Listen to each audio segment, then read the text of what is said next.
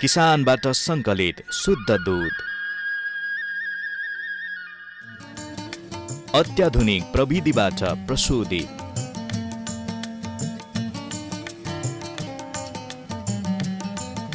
मिसावट रहित NMC dairy product, आधिकारिक वितरण केन्द्र मार्फत शुद्धताको प्रतीक एनएमसी डेयरी प्रोडक्ट सेवन गरौं, स्वस्थ रहौं। श्री सतासी बहुमुखी सहकारी संस्था लिमिटेडको पूर्ण स्वामित्वमा सञ्चालित सतासी डिपार्टमेन्ट स्टोर दैनिक उपभोग्य सामग्री, पूजा सामग्री, गिफ्ट आइटम, कस्मेटिक आइटम, खेलौना, पेय पदार्थहरूका साथै सम्पूर्ण घरायसी सामग्रीहरू सुपथ मूल्यमा खरिद गर्नका निम्ति हामीलाई सम्झनुहोस्। सतासी डिपार्टमेन्ट स्टोर, कृषि थोक चोक, बेतामोड 5 झापा। Phone number 023 540 587।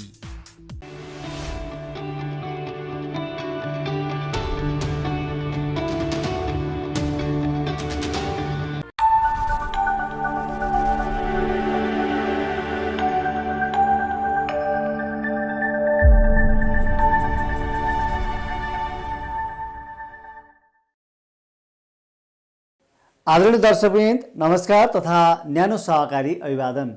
नेपालको सहकारी अभियानलाई अग्रगति प्रदान गर्न तथा सहकारीको अन्तर्राष्ट्रिय सिद्धान्तलाई सार्थक बनाउन सहयोग पुगोस् भन्ने उद्देश्यका साथ प्रस्तुत कार्यक्रम उत्पादन गरिएको हो।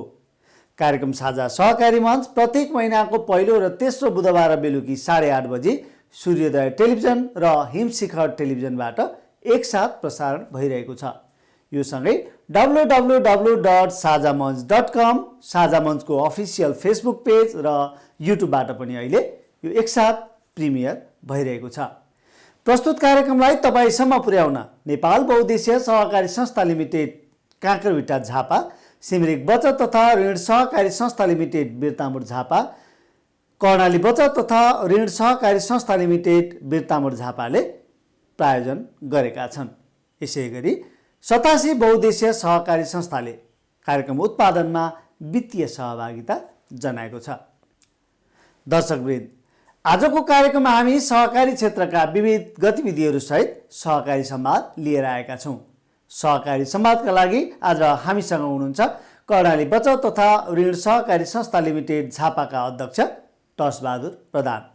अध्यक्ष प्रधानसँग कर्णाली साकोसको वर्तमान वित्तीय अवस्था, तरलता अभावले पारेको असर अनि अघिल्लो महिना काठमाडौँमा सम्पन्न लघुवित्त सम्मेलनका उपलब्धिहरूबारे संवाद गरिनेछ। कार्यक्रमको सुरुवातमा केही समाचारहरू प्रस्तुति गरिनेछ, त्यसपछि सहकारी संवाद प्रस्तुत हुनेछ। पहिलो प्रस्तुतिमा हेरौँ सहकारी समाचारहरू। झापाको बिर्तामोडमा मुख्य कार्यालय रहेर मोरङ र इलाममा पनि कार्यक्षेत्र विस्तार गरेको सिमरिक बचत तथा ऋण सहकारी संस्थाले मोरङको उर्लाबारीमा हालै अभिमुखीकरण तालिम सञ्चालन गरेको छ। उर्लाबारी उद्योग वाणिज्य सङ्घको सभा हलमा भएको उक्त कार्यक्रममा आसपासका बासिन्दालाई लक्षित गरी तालिम सञ्चालन गरिएको थियो। सो तालिममा संस्थाका कार्यकारी प्रमुख कमल बहादुर बस्नेतले सिमरिक साकोसले सञ्चालन गरिरहेको सामाजिक आर्थिक क्रियाकलापबारे सहजीकरण गरेका थिए। संस्थाका शेयर सदस्यहरू शेयर पुँजी, निक्षेप बचत, कर्जा लगानी, कोषमा रहेको रकम तथा वासलात समेटिएको आर्थिक विवरणहरू कार्यकारी प्रमुख बस्नेतले प्रस्तुत गरेका थिए। यस्तै सिमरिक सहकारीले आफ्ना सदस्यहरूलाई प्रदान गर्दै आएको सुरक्षा, सदस्यहरूलाई प्रदान गर्दै आएको सुविधा तथा समुदायका लागि सिमरिकको योगदानका बारेमा पनि सहभागीहरूलाई बस्नेतले जानकारी गराएका थिए। सो तालिमका अर्का सहजकर्ता बिर्तामोड नगरपालिकाका सहकारी अधिकृत दिल्ली दाहालले सहकारी के हो, सहकारीमा किन सदस्य बन्नुपर्ने, सहकारीले लगानी गर्न पाउने व्यावसायिक क्षेत्र के कस्ता हुन्, बचत भनेको के हो, किन गर्ने र कसरी गर्ने जस्ता आधारभूत विषयलाई मसिनो गरी सहजीकरण गरेका थिए। संस्थाका कोषाध्यक्ष तथा शिक्षा उपसमिति संयोजक मेहरमान विष्टको अध्यक्षतामा अभिमुखीकरण तालिम सम्पन्न गरिएको हो। शिक्षा उपसमितिका सदस्य बद्री प्याकुरेलले सहभागीहरूलाई शाब्दिक स्वागत गरेको उक्त कार्यक्रमको सञ्चालन विभागीय प्रमुख विजय बस्नेतले गरेका थिए। सहारा नेपाल बचत तथा ऋण सहकारी संस्थाले शिव शताक्षी 10 आबटारीका बाख्रा पालक उद्यमी किसानमाझ प्राविधिक तालिम सञ्चालन गरेको छ। संस्था अन्तर्गत एग्री बिजनेस युनिटले गत वैशाख 13 गते पशुपालक उद्यमी सदस्यलाई प्राविधिक तालिम दिएको हो। सहारा नेपाल साकोस एग्री बिजनेस युनिटका प्रमुख डाक्टर कमलेश्वर भाटले खसी बाख्राको समग्र स्वास्थ्यका बारेमा सहजीकरण गरेका हुन्। खसी बाख्रालाई औषधि खुवाउने तरिका, खसी बाख्रामा लाग्ने रोगहरू र त्यसको उपचार, सुईबाट औषधि लगाउने तरिका, खसी बाख्राको तौल र मासुको गुणस्तर बारेमा उक्त तालिममा प्रयोगात्मक प्रशिक्षण गरिएको थियो। आबटारी क्षेत्रका 28 जना बाख्रा पालक किसान सहभागी तालिममा बाख्रा पालक किसानलाई 50,000 रुपैयाँ बराबरको औषधिहरू निशुल्क प्रदान गरिएको डाक्टर भाटले जानकारी दिए। तालिममा सहभागी उद्यमी सदस्यहरूलाई खसी बाख्रालाई खुवाउने दाना बनाउने तरिका सिकाउँदै त्यहाँ तयार गरिएको दाना पनि सहभागी प्रशिक्षार्थीहरूलाई नै वितरण गरिएको थियो। सहारा नेपालले उद्यमी सदस्यहरूलाई व्यावसायिक बनाउन र पशुपालन क्षेत्रमा टेवा पुगोस् भनेर समय समयमा बर्खे घाँस, हिउँदे घाँसको बिरुवा पनि वितरण गर्दै आएको डाक्टर भाटले जानकारी दिए। तालिमबारे प्रतिक्रिया दिँदै सहभागी एकजना उद्यमी सदस्य आफूलाई पशु प्राविधिक भएको जनाउँदै भन्छन्, 15 महिना भेटनरी कोर्स गर्दा नसिकेको कुरा डाक्टर भाटले एकै दिनमा प्रयोगात्मक अभ्यास मार्फत सिकाएकोमा दङ्ग छु। तालिममा सहभागी प्रशिक्षार्थी मीना देवी कार्कीले सहारा नेपालको सदस्य भएकै कारण एकपटक 16वटा खसी बाख्रा मरेर टाट पल्टिँदा पनि आफू बाख्रा पालनमा पछि नहटेको बताइन्। सहारा नेपालको सदस्य बनेको 13 वर्ष भएको बताउँदै कार्कीले भनिन्, मेरो व्यवसायमा आइपरेको वज्रपात बुझेर सहाराले पुनः निर्ब्याजी रकम सहयोग गरेको कारण आज आफू निरन्तर यही व्यवसायमा रहेको बताइन्। तालिममा सहभागी मनिका चौहान बाख्रा पालन गर्ने उद्यमी सदस्यहरूका लागि यस्तो तालिम महत्त्वपूर्ण हुने बताउँदै हरेक वर्ष आफूले तालिममा सहभागी भएर नयाँ कुरा सिक्दै आएको सुनाउँछिन्। पशुधनको रक्षाबारे संस्थाको नीति सुनाउँदै डाक्टर भाटले सहारा नेपालले पशु बिमा पनि गरिरहेको र अहिलेसम्म 1700 सदस्यका पशु चौपायाहरूको बिमा गरिसकेको जानकारी दिए। सहारा नेपालले विगत 5 वर्षदेखि व्यावसायिक पशुपालन गर्ने किसानहरूको लागि तालिम सञ्चालन गरेर करिब 5000 उद्यमी किसानहरू बनाइसकेको डाक्टर भाटले जनाएका छन्। सर नमस्कार। नमस्कार। कर्णाली साकोस कुन अवस्थामा छ? यो अहिले आर्थिक वर्ष सकिएको 9औं महिना पनि पुरा भइसकेको छ। अहिलेको वर्तमान वासलातको अवस्था बारेमा जानकारी दिनुहोस् न। अहिले कर्णालीको वर्तमान अवस्था अब सामान्य रूपमा त अब भन्नुपर्दा ठिकै नै छ हैन, तर के हो भने संस्थाले जुन लक्ष्य लियो हैन त्यो अनुसार चाहिँ अब लक्ष्य प्राप्त गर्न अहिलेको तरलताको अभावले नसकिने भयो हैन। अब यो किसिमको आउँछ भनेर हामीले योजनाहरू बनाएको थिएन। तैपनि कोभिडले चाहिँ केही असर गर्छ कि भनेर त्यसलाई पनि ध्यान दिएका थियौँ हामीले। कोभिडलाई ध्यान दियो, तरलतालाई ध्यान दिएनौँ हामीले। त्यसले चाहिँ अब यो तरलता आउँदाखेरि पनि फेरि यति लामो आउँछ भनेर यो सोचेन पनि। त्यसले गर्दा अहिले यो तरलताको कारणले पनि सोचे अनुसारको लक्ष्य प्राप्त गर्न सकेन। तैपनि एउटा कुरो चाहिँ के हो भने अब अहिलेसम्म सदस्यहरूलाई अब उहाँहरूको माग, ऋणको माग पुरा गर्न नसके पनि तर बचतहरूलाई चाहिँ हामीले सदस्यहरूको आवश्यकता उहाँहरूको अनुसारले चाहिँ समयमा फिर्ता गर्न सफल भइरहेका छौँ। फिर्तामा रोकिएको छैन। त्यसैलाई पनि अहिलेको यो लामो समयको क्राइसिस हुँदा पनि यो पनि सफल भएकोमा चाहिँ अब संस्था ठिकै छ भन्ने कुराहरू हो। अहिले हाल चाहिँ संस्थामा अब हाम्रो लगभग 22,03,79 करोड समथिङ 80 करोडको हाराहारीमा बासलात छ, जसमा सेयर पुँजी 42-43 करोड छ, निक्षेप 1,78,79 करोडको हाराहारीमा छ, लगानी 1,49 करोड रहेको छ भने अब हामीसँग कोष तथा अन्य विभिन्न कोषहरू पनि अब यो गरिएको छ। झन्डै त्यो पनि हामीसँग 35-40 करोड त्यो कोष पनि छ। अब त्यहीले पनि अलिकति संस्थालाई चाहिँ हामीलाई दिगो रूपमा अथवा अहिलेको क्राइसिसमा पनि धान्न सक्ने पनि हामीलाई त्यो कोषले पनि हो। सहकारी बलियो छ भन्ने आधार चाहिँ कोषै हो। किनकि जुन संस्थामा चाहिँ कोषहरू चाहिँ दह्रो छ भने त्यो त 0% को पैसा हो हैन, त्यो फिर्ता पनि गर्नु पर्दैन। भनेपछि त जुन संस्थामा त्यस्ता कोषहरू दह्रो छ भने त्यो संस्थालाई अलिकति क्राइसिसहरू आउँदाखेरि पनि आफू टिक्न सक्छ हैन। र अर्को कुरा अब हाम्रोमा अब टिकिरहने अर्को एउटा अलिकति समस्या अब कम हुने कारण पनि के हो भने अब लगानी गर्न नसके तापनि हामीसँग ठुलो लगानीहरू पनि कमै छ अनि धेरै साना लगानीहरू छन्। त्यसले गर्दा हाम्रो चाहिँ अर्को कुरा अब साउ ब्याज असुली दुइटै हुन्छ नियमित रूपमा होइन। त्यसले पनि टर्नओभर चाहिँ अब अलिकति किस्ता असुलीले गर्दाखेरि पनि अलिकति हामीलाई चाहिँ त्यसले पनि सपोर्ट गरेको छ। नभए चाहिँ यदि ब्याज मात्रै असुल गर्ने हो भने चाहिँ हामीलाई पनि निकै क्राइसिस आउँथ्यो होला। अन्य सहकारीहरू बचत तथा ऋण सहकारीहरू जसले लघु वित्तको कारोबार गर्दैनन् अलिक कमै हुन्छ, किनकि हाम्रो माइक्रो फाइनेन्स त अब थोरै अब 1-2% नउठे पनि अब 98% त हाम्रो रिपेमेन्ट त भइराखेको छ होइन। यसले गर्दा पनि अलिकति हामीलाई टर्नओभरमा निकै सहयोग पुगेकै छ। यहाँले अस्ति साधारण सभामा एउटा राम्रै घोषणा गर्नुभएको थियो। हजुर, 100 जनालाई सिपमूलक तालिम दिने युवालाई र उहाँहरूलाई उद्यमी बनाउने, त्यो लक्ष्य कहाँ पुग्यो? त्यो लक्ष्य चाहिँ अब हामीले अहिले पुरा गर्न यो वर्ष चाहिँ नसक्ने अवस्था नै भयो। हामीले अब पहिलो रूपमा चाहिँ हामीले यो वर्ष जस्तो 8000 सदस्यहरूलाई चाहिँ यो कार्यक्रम हामीले यस्तो ल्याएको छौँ, एवेरनेस गर्ने कार्यक्रम थियो। यो पनि लगभग हामीले 50वटा कार्यक्रम सफल गऱ्यौँ यो सदस्य अन्तर्क्रिया गोष्ठी चाहिँ। र हामीले हाम्रोसँग यो कार्यक्रम छ है, अब तपाईँहरू इच्छुक हुनुहुन्छ भने चाहिँ आवेदन दिनुहोस् र हामी यो किसिमको कार्यक्रम सञ्चालन गर्छौँ। अथवा हाम्रो अहिले चाहिँ सदस्य वा सदस्यको छोराछोरी जो भए पनि एकजनालाई परिवारमा एकजनालाई होइन 100 जनालाई चाहिँ सिप सिकाउने या उहाँले सिप सिकिराखेको छ भने पनि उहाँहरूलाई उहाँको सिप अनुसार उहाँहरूले फर्म व्यवसाय दर्ता गरेर उहाँहरू आउनुभयो भने चाहिँ उहाँहरूलाई चाहिँ हामीले एकदम सरल ब्याजमा पहिलोचोटि उहाँहरूलाई व्यवसाय प्रबन्धन अथवा व्यवसाय सुरु गर्नको लागि चाहिँ 9.75 मा चाहिँ उहाँलाई यो उद्यमशील कर्जा लगानी गर्ने हामीले योजनाहरू बनाएर अघि सारेका थियौँ। तर यो अहिले तरलताको कारणले गर्दाखेरि यो तरलता पनि अब मङ्सिर पुसमै सकिन्छ होला, अब सुरु गर्ने भनेर गरियो।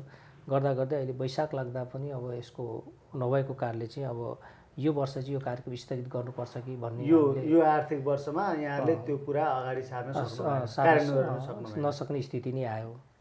त्यसले गर्दा आउँदो वर्षमा चाहिँ यसलाई सुरु आर्थिक वर्षबाटै यसलाई हामीले आउँदो वर्ष निरन्तरता यसलाई दिने नै छौँ। यहाँले अर्को पनि एउटा उद्घोष गर्नुभएको थियो, हजुर 30 क्लब सञ्चालन गर्ने। हजुर, त्यो 30 क्लब भनेकै के हो? पहिलो कुरा त आम दर्शकहरूले बुझ्नु पर्यो। त्योभन्दा पछाडि त्यसको आशय उद्देश्य र त्यसको तरिकाका बारेमा एकचोटि जानकारी गराइदिनुहोस् न। धन्यवाद। यो विशेष रूपमा यो 30 भनेको चाहिँ हो राष्ट्रिय अभियान हो। जति पनि हामी माइक्रो फाइनेन्स सञ्चालन गर्ने कोअपरेटिभ माइक्रो फाइनेन्स सञ्चालन गर्ने वित्तीय संस्थाहरू होइन, यी संस्थाहरूले चाहिँ एउटा यो कस्तो अभियान भने यो विशेष रूपमा बङ्गलादेशमा प्रोफेसर मोहम्मद युनुसले यो सिद्धान्तलाई अथवा यो अभियानलाई चाहिँ उहाँले सुरु गरेको।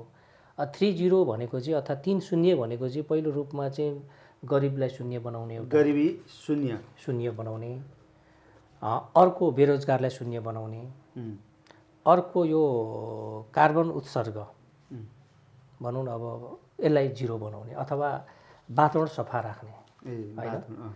यी 3टा कुराहरूलाई चाहिँ हामी अब माइक्रो फाइनेन्स सञ्चालन गर्ने ब्याङ्कहरू माइक्रो फाइनेन्स सञ्चालन गर्ने कोअपरेटिभहरूले चाहिँ सुरु गरौँ भनेर चाहिँ यो राष्ट्रिय अभियान हो र हामी कर्णालीले पनि यसलाई अगाडि सार्ने योजनाहरू ल्याएको छ। र अब कर्णालीले अब यो यस अन्तर्गत अर्को एउटा अभियान पनि यसमा के जोडेको छ भने अब हामी एउटा यो यस अभियानभित्र भनौँ अर्को अभियान के छ भने जस्तो हाम्रा नेपालमा चाहिँ हाम्रा नानीहरू होइन बाबुआमाले खर्च गरेर पढाउनु पर्ने, तर त्यही नानीहरू चाहिँ विदेश जाँदा चाहिँ आफै कमाएर पढ्ने होइन भने अब नेपालमा चाहिँ किन त्यो काम नगर्ने त? अब नेपालमा पनि हामीले हाम्रा नानीहरूलाई चाहिँ पढ्दै काम गर्दै कमाउँदै पढ्ने वातावरण व्यवहारिक बनाउनुपर्छ है भन्ने यो एउटा 30 को यो अभियान पनि छ र हामीले यसलाई पनि अब अगाडि सार्दैछौँ। इम्प्लिमेन्टेसन नभए पनि यो पल्ट नभए पनि आगामी वर्ष आउँदो वर्षमा होइन। र अहिले हामीले अर्को के छ भने यही अभियानसँग जोडेर हामीले 10वटा विद्यालय हामी छान्दैछौँ। 10वटा विद्यालय चाहिँ हाम्रो अभियान के छ भने त्यहाँ एकदमै अति विपन्न परिवारको नानीहरू कक्षा 1 देखि कक्षा 12 सम्म चाहिँ हामी 20 जनालाई 10वटा विद्यालयमा 2 जना, एकजना छात्र एकजना छात्रा होइन अति विपन्नलाई चाहिँ कक्षा 1 देखि कक्षा 12 सम्म चाहिँ हामीले उहाँहरूलाई अब अहिले चाहिँ पूर्ण रूपमा छात्रवृत्ति दिन नसके पनि पर इयर 5000 को दरले चाहिँ उहाँहरूलाई छात्रवृत्ति दिएर कक्षा 12 सम्म पढाउने योजना हामीले यो पनि सारेका छौँ। अब यो योजना सफल भयो राम्रो भयो भने यसलाई अझै थप गर्दै लैजाने र कार्यान्वयनमा लाग्नुभयो कि लाग्नु भएन? छैन। अब यो वर्ष छनौटमा छ अहिले। अहिले छ अहिले जस्तो हामीले विभिन्न पालिकालाई भनेको अबको सेसनबाट हामी सुरु गर्दैछौँ र यहीसँग जोडेर चाहिँ अब त्यो हरेक विद्यालयमा यो क्लब पनि यो गठन गरेर अनि अब त्यो नानीहरूलाई चाहिँ हामीले त्यो व्यवसाय उहाँहरूलाई पनि सिकाएर चाहिँ उहाँहरूलाई पनि केही न केही गरेर आफै कमाएर पढ्ने एउटा त्यो किसिमको सिर्जना गर्ने कि भन्ने त्यो सोच पनि अहिले हामीले अघि सारिरहेका छौँ र यो चुनाव पछाडि यो चुनावले गर्दा हामी अलिकति रोक्यौँ। यो इलेक्सन पछाडि चाहिँ अब नयाँ आउने जननिर्वाचित हाम्रा प्रतिनिधिहरूसँग बसेर चाहिँ अनि हामी त्यो किसिमको अभियान अगाडि सार्ने कि भन्ने योजना हामीले राखिरहेछौँ।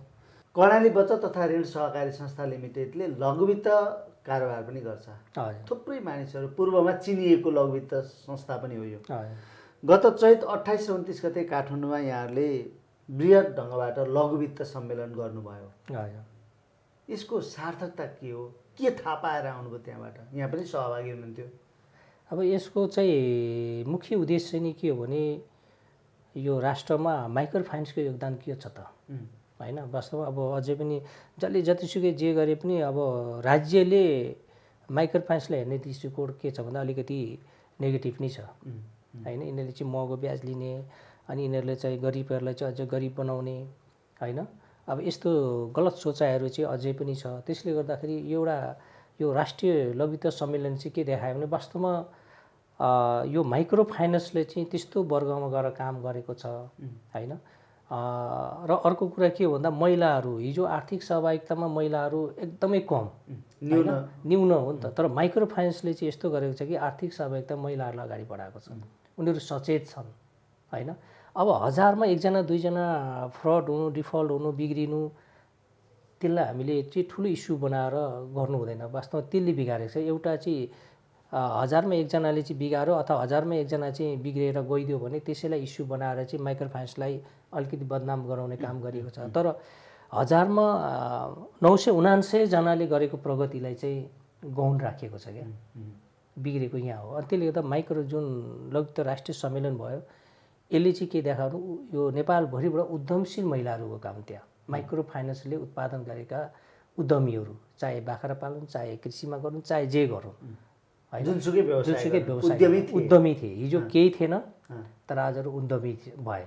आज उनीहरू 1 जना 2 जना रोजगार दिने या आफू रोजगार सृजना गर्न स्वरोजगार बने भने त्यस्ता महिलाहरू चाहिँ 700-800 महिलाहरू त्यहाँ सहभागी भएका थिए होइन? एउटा र यसले चाहिँ के देखायो भन्दाखेरि एउटा महिला लघुवित्तले राष्ट्रमा के योगदान गरेको रहेछ है, महिला त्यो वर्गमा गएर लक्षित वर्गमा गएर केही गरेको रहेछ भन्ने त्यसले सन्देश प्रभाव गरेको छ भने अब राज्यको निकायले पनि माइक्रो फाइनेन्सले त्यहाँ गएर अब जस्तो यहाँ पनि त्यहाँ जानुभएको भए त्यहाँ ती सदस्यले प्रस्तुत गरेका कुराहरू यहाँले सुनिरहेको भए वास्तवमा माइक्रो फाइनेन्सले त यस्ता महिलाहरूलाई यहाँ पो पुर्याएको रहेछ होइन? हिजो यस्तो अवस्थाका महिलाहरू आज यो अवस्थामा पुगेको रहेछ भन्ने त्यहाँ जुन प्रस्तुतिहरू गरे। अब नेपालभरिबाट आएका थिए महिला दिदीबहिनी, उहाँहरूले जुन प्रस्तुति गर्नुभएको छ त्यसले के देखायो भने माइक्रो फाइनेन्सले साँच्चै नै महिलाहरूलाई अगाडि उद्यमी बनाएको रहेछ। गरिबहरूलाई साँच्चै नै माथि उठ्नलाई माइक्रो फाइनेन्सले केही पाइला चाहिँ चालेको रहेछ भन्ने कुराहरू देखाएको छ। र अब अहिलेको चाहिँ माइक्रो फाइनेन्सको मुख्य सम्मेलन नै के हो भन्दाखेरि पहिलो रूपमा यो 30 अन्तर्गतलाई नै शून्य गराउने नै हो। 30 शून्य गराउने नै हो होइन? किन भन्दाखेरि अब हामीले रोजगार अब हरेकले रोजगार सिर्जना गर्नै पर्यो होइन? उद्यमी बनाउनै पर्यो। अब बचत लिने ऋण मात्रै दिने होइन, अब उद्यमीमा बढी जोड गर्नु पर्यो होइन? वातावरण पनि त्यतिकै सफा गर्नु, रोजगार पनि सिर्जना गर्नु पर्यो भने अब यो अहिलेको यो राष्ट्रिय लघुवित्त सम्मेलनको मुख्य उद्देश्य पनि यो एउटा राज्यलाई पनि हामीले यसो गरेको छौँ है भनेर सन्देश प्रभाव गर्नु पनि मुख्य उद्देश्य, जसलाई हेर्ने दृष्टिकोणै फरक थियो त्यसलाई सकारात्मक बनाउने नै हो। यो सार्थक भयो। यो लगभग अब सम्मेलन चाहिँ एकदमै सफल भयो होइन? जाने सहभागिताहरू र आउने त्यहाँ जो हुनुहुन्थ्यो अब राष्ट्र ब्याङ्कबाट आउँथ्यो, विभिन्न अरू व्यक्तित्वहरू आउनुहुन्थ्यो, उहाँहरूले ती कुराहरू सुन्दा ती कुराहरू पाउँदाखेरि वास्तवमा र विभिन्न क्षेत्रबाट गाउँबाट विभिन्न कुना काप्चाबाट महिला दिदीहरू त्यहाँ पुगेर आफ्नो उद्यमशीलता प्रस्तुत गरिरहँदाखेरि उहाँहरूलाई पनि के लाग्यो भने वास्तवमा माइक्रो फाइनेन्सले नेपालमा गरेको रहेछ भने चाहिँ एउटा उहाँहरूले पनि त्यो चाहिँ फिडब्याक पाउनुभएको छ। त्यसो भए लघुवित्त वित्तीय संस्थाको विषयमा यहाँले छलफल गर्नुभयो। हजुर। सहकारीमा चाहिँ लघुवित्त वित्तीय संस्था लघुवित्तको कारोबारले सहकारी क्षेत्रमा चाहिँ कस्तो प्रभाव र असर पारेको छ? सकारात्मक छ? अघि उहाँले भने जस्तै 99% ठिक 1% बेठिकले बिगारेको छ कि हामी त कतिपय अवस्थामा गलत अफवाह पनि सुनिरहेका छौँ, गलत सन्देश पनि प्रभाव भइरहेको पाउँछौँ। यहाँ सहकारीको सञ्चालक त्यसमध्ये पनि उत्कृष्ट लघुवित्त कारोबार गर्ने संस्था के राम्रा पक्ष चाहिँ के हुन् सहकारी संस्थामा लघुवित्तको प्रवेशले? अब लघुवित्तको प्रवेशले अथवा सहकारीले माइक्रो फाइनेन्स सञ्चालन गरिरहँदाखेरि वास्तवमा सहकारीले सञ्चालन गर्नुपर्ने नै माइक्रो फाइनेन्स हो होइन? सहकारीको थिमसँग वास्तवमा त्यो वर्गमै गएर काम गर्ने हो। तर अलिकति राज्यको ऐन नियम कानुनहरू चाहिँ कस्तो भन्दाखेरि अब सहकारीले बिना दितो कर्जा प्रवाह नगर भन्छ होइन? अब सहकारी अरे गरिबको उत्थान गर्ने भनेर राज्यले भनिरहन्छ, फेरि त्यो वर्गमा गएर त्यो अनुसारले काम गर्दाखेरि नगर भन्छ फेरि। हेर्नुहोस् राज्यको कानुन अलिकति हामीलाई यो दोधारे होइन अथवा दोहोऱ्याएर त्यसले गर्दा हामीलाई विभिन्न अप्ठ्यारो कुराहरू होइन। अर्को कुरा के भन्दाखेरि माइक्रो फाइनेन्स सञ्चालन गर्ने कुराहरूमा त्यो वर्गसँग उनीहरूसँग निक्षेप पर्याप्त हुँदैन होइन। अनि अर्को कुरा के हो भने अन्य सदस्यहरूसँग चाहिँ बचत ऋणी सदस्यको अनुपात 15-20% हुन्छ, माइक्रो फाइनेन्समा चाहिँ 80% हुन्छ ऋणी सदस्य अनुपात। भनेपछि त 80% ऋणीले माग गर्छन्, ऋण माग गर्छन् भनेपछि त त्यो उहाँहरूसँगै कलेक्सन भएको पैसाले पुग्दैन क्या होइन, पुग्दैन। अर्को कुरा त के भने उहाँसँग महिनामा 100, 200, 500 कलेक्सन गरिएको हुन्छ महिनामा होइन। तर उहाँहरूलाई चाहिँ के हुन्छ भने उहाँहरूको आवश्यकता अनुसार 10,000, 20,000, 30,000, 50,000, 1 लाख लगानी गरिएको हुन्छ भनेपछि त अरू अब सहकारीको नीति अनुसार के कमसेकम 20% सदस्यको योगदान होस् भन्छ। तर माइक्रो फाइनेन्समा उहाँहरूको 20% हुने अवस्था रहँदैन, पुग्दैन नि त। नपुगेपछि हामीले बाह्य स्रोतबाट पैसा ल्याउनु पर्ने हुन्छ। अनि यो चाहिँ किन ल्याइस् भन्छ फेरि अब होइन, अप्ठ्यारो। वास्तवमा अब हामीले त वास्तवमा के हो भने कमर्सियल ब्याङ्क या चाहिँ जहाँ त्यो वर्गको पहुँच पुग्दैन, कमर्सियल ब्याङ्क या विकास ब्याङ्क रिमोट एरिया ग्रामीण भेगमा, तर त्यो पैसा ल्याएर हामीले चाहिँ त्यो वर्गमा पुर्याइदिएका छौँ नि होइन। तर हामीलाई बिचौलियाको काम गरियोस् भन्छ। बिचौलिया त आखिरीमा जो पनि बिचौलिया हो नि त, मध्यस्थ सहकारी खोलेर हामीले निक्षेप सङ्कलन गरेर अनि फेरि यता गर्नु त्यो पनि बिचौलियै त हो आखिरीमा। त्यहाँ कुनै तपाईँको ठुलो अब मार्जिन राखेर उ गरेर त काम गरेको छैन होइन।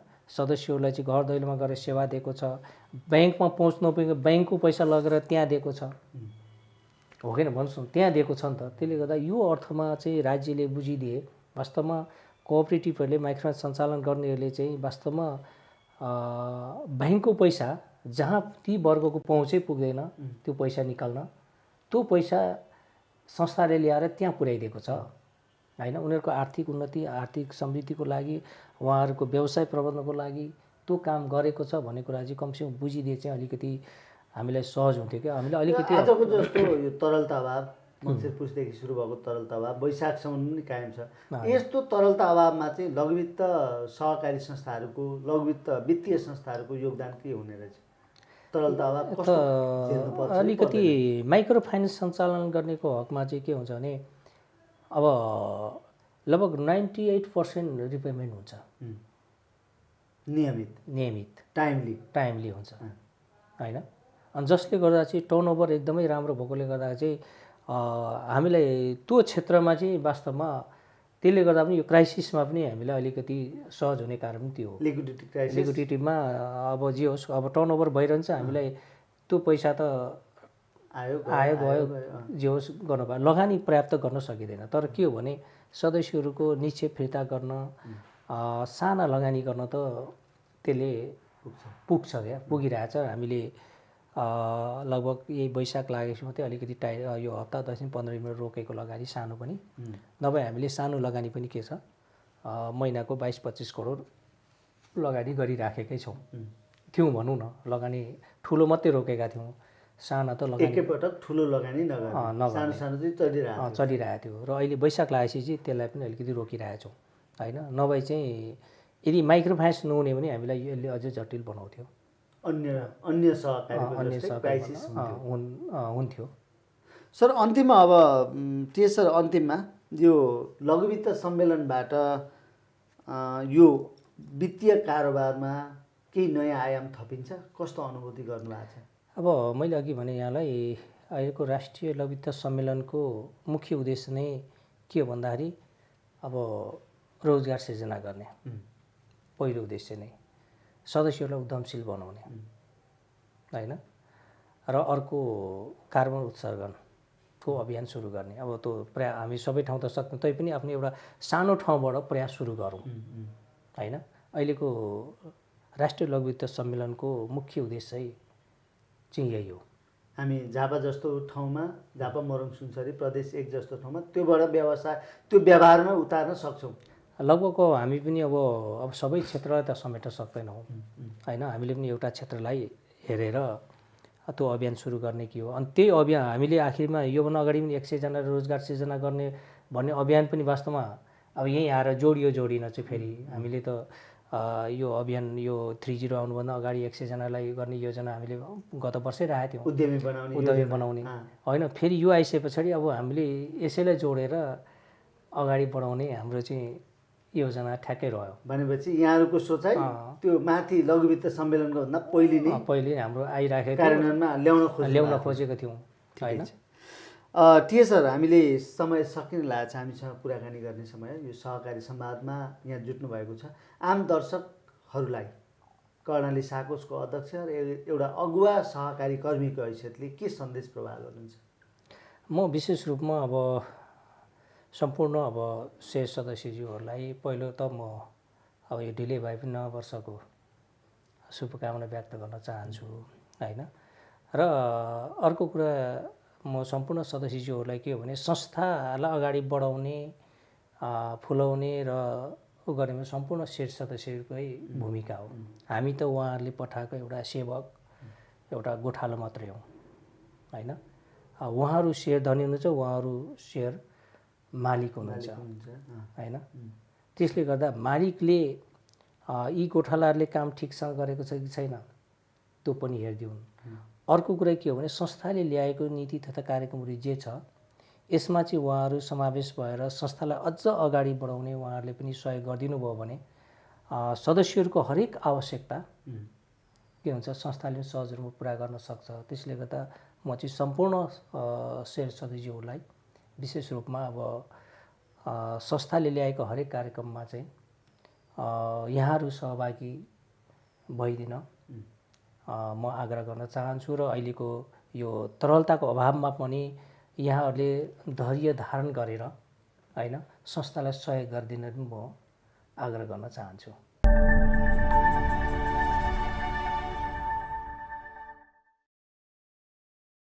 प्रिय दर्शक, यिनै प्रस्तुतिहरूसँगै कार्यक्रमका लागि निर्धारित समय सकिएको छ। प्रस्तुत कार्यक्रम बिहिबार, शुक्रबार र शनिबार बिहान 10 बजेदेखि 12 बजेसम्म दुईवटै टेलिभिजनमा दुई पटक पुनः प्रसारण गरिनेछ। साथै www.sajamanch.com लगइन गरी तपाईँले चाहेको समयमा यो कार्यक्रमलाई विश्वभरबाट हेर्न सक्नुहुनेछ। साझा मञ्चका सबै प्रस्तुतिहरू युट्युबमा पनि उपलब्ध हुनेछन्। प्रस्तुत कार्यक्रमलाई तपाईँसम्म पुर्याउन वित्तीय सहयोग गर्ने एनएमसी झापा, कर्णाली साकोस र सिमरिक साकोस तथा 87 बहुद्देश्य सहकारी संस्था लिमिटेड प्रति हामी हार्दिक आभार व्यक्त गर्दछौँ। व्यवस्था यतिन्जेल कार्यक्रम हेरेर हामीलाई साथ दिनुभएकोमा तपाईँलाई धेरै धेरै धन्यवाद। कार्यक्रम साझा सहकारी मञ्चको सम्पूर्ण युनिट सहित प्रस्तुता म गोपाल काफ्लेलाई पनि बिदा दिनुहोस्। नमस्कार, जय सहकारी।